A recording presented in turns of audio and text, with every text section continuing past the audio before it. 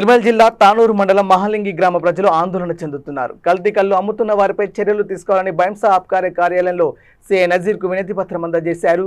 మహాలింగి గ్రామంలో 8 వరకే చెట్లు ఉన్న కల్లు నిర్వాహకులు కల్లు తయారీలో చెట్టు కల్లు తక్కువ, దానిలో ప్రమాదకర రసాయనాలను కలుపుతూ కల్తీ కల్లును అమ్ముతున్నారని గ్రామస్తులు ఆరోపించారు. మత్తుకు బానిసైన రైతులు, యువకులు విలువైన సమయాన్ని మత్తుతో గడపడంతో కుటుంబ పోషణ భారమై అప్పుల పాలై రోడ్డున పడుతున్నారని ఆవేదన వ్యక్తం చేస్తున్నారు. ఈ సందర్భంగా ఎక్సైజ్ సిఐ మాట్లాడుతూ తనిఖీల్లో ఎలాంటి మత్తు పదార్థాలు లభించలేదని సిఐ తెలిపారు. నివేదికపై అధికారులను పంపి తదుపరి చర్యలు తీసుకుంటామని తెలిపారు.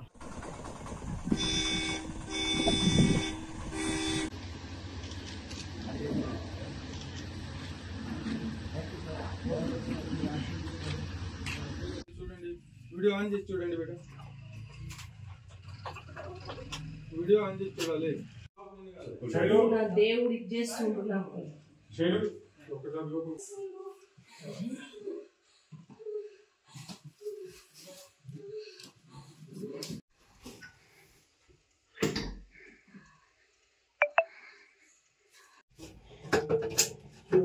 ఫుల్ వచ్చేసారు.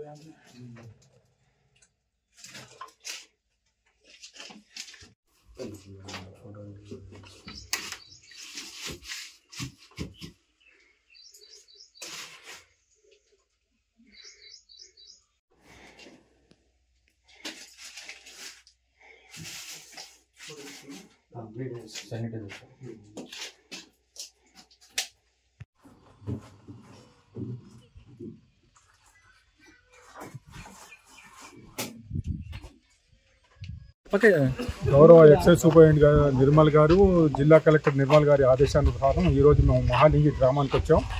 ఈ గ్రామంలో కల్తీ కళ్ళు అమ్ముతున్నారన్న కంప్లైంట్ చేశారు గ్రామస్తులు, గ్రామ పెద్దలందరూ కలిసి. ఇక్కడికి వచ్చి మేము సెర్చ్ చేసాం. ఇక్కడ కల్తీ పదార్థాలు మా సెర్చింగ్స్లో ఏం దొరకలేదు.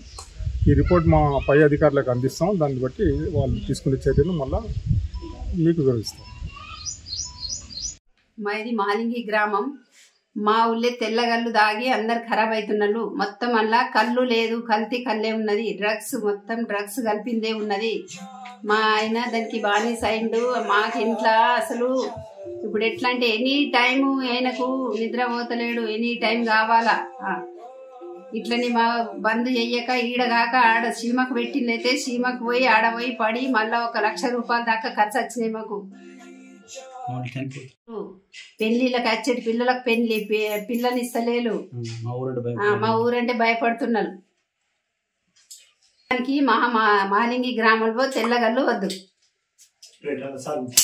మా ఊళ్ళే తెల్లగల్లు బంద్ చేయాలా. తెల్లగల్లులో మొత్తం డ్రగ్స్ కలిపి అమ్ముతున్నారు. మా సార్ ఎంత ఎడ్యుకేటెడ్ ఉండే దానికి బానిస అయి మొత్తము మా ఫ్యామిలీ మొత్తం ఖరాబ్ అయిపోయింది. మందు పోస్తున్నారు, తాగుతున్నారు. అది తాగక కూడా మందు పెడితే కూడా పడిపోటిండ్రు, మందు లేక కూడా పడిపోటిండ్రు జట్కలు వచ్చి. ఇప్పుడు నా కొడుకు ఐసి కొడుకు కూడా చనిపోయిండు. చిన్నోడు కూడా తాగుతుండైతే ఆడికి కూడా జట్కలు వచ్చి 2 సార్లు పడిపోయితే మళ్ళీ ఆడికి చూపిస్తేనే బాగుపడ్డాడు.